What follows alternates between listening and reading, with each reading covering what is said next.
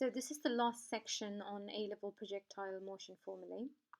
A particle is projected from a point with a speed u, angle of elevation theta, and moves freely under gravity. When the particle has moved a horizontal distance of x-axis, its height above the point of projection is y. Show that y is equals to x tan theta minus gx squared over 2u squared into 1 plus tan squared theta. So it does look a bit complicated to see it, but the process remains the same. So the way you do any projectile question is how you would start off with this. Okay, so for these type of questions, what you need to do is you form an equation for y in terms of t.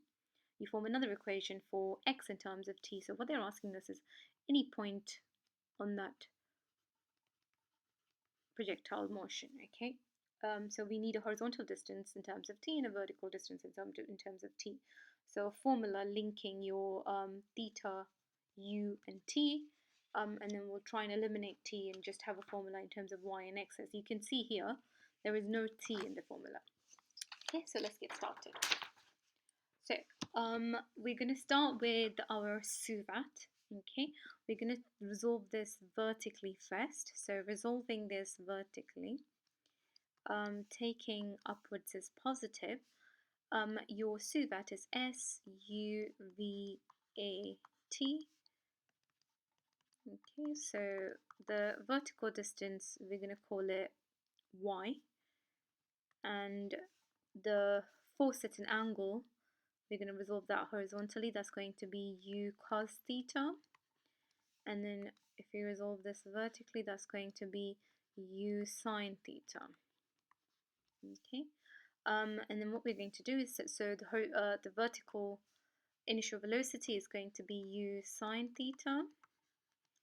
And we don't need the velocity at a point, so we're looking for any point in time. So we don't need it. And a is resolving upwards is positive.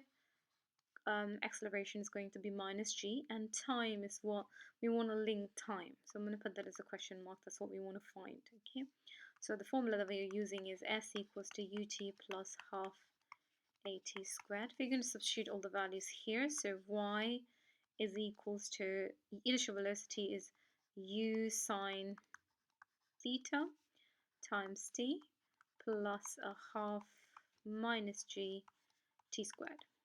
Okay, let's rewrite this a little bit. So y is equals to u sine theta t, and then minus g over 2. As you can see here, there's a g over 2 here, so g over 2 t squared.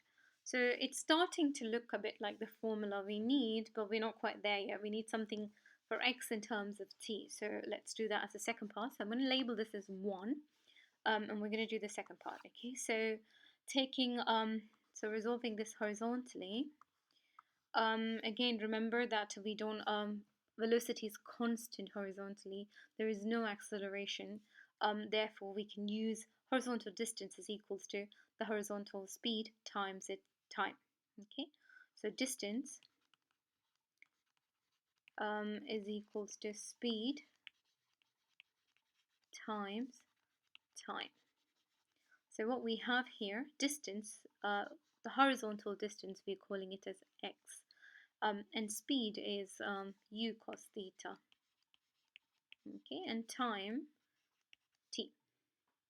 And then what we're going to do here, so that's our equation number 2.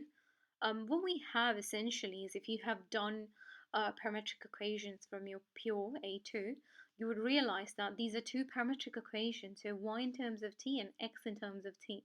I want to eliminate t because we don't have that in the equation. So we want to make t the subject here, so t is x over u cos theta, and we're going to call that equation number 2. And what we're going to do is sub 2 into 1 because we want y in terms of x. Okay, so let's get started with that. So y is equals to u sine theta. Instead of t, we're going to plug in our x cos theta here. So that's going to be x over u cos theta here. So x over u cos theta, and you can see we are going to get that there, isn't it? So, and then g over 2, and we have x over u cos theta whole thing squared. Always keep an eye out for what we need to end up with, okay, because you're trying to simplify things to get to that part. U cancels out here. We'll end up with x sine over cos. X into sine over cos is x tan theta. You need to be very good at your trig identities here. And then we have g over 2 x squared u squared, so that's perfect for us. So gx squared over 2u squared is coming out of these square terms. Everything inside the bracket is being squared. And then what we have here is 1 over cos squared. Okay, 1 over cos squared is actually sec squared.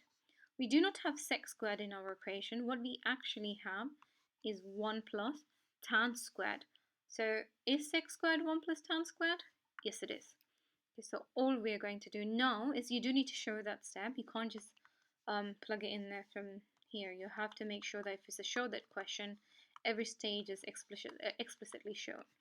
Okay, so x tan theta minus gx squared over 2u squared bracket 1 plus tan squared theta, and that is our proof done. Okay, 2 trig identities we've used here just to make sure that you look through your trig identities and know them well.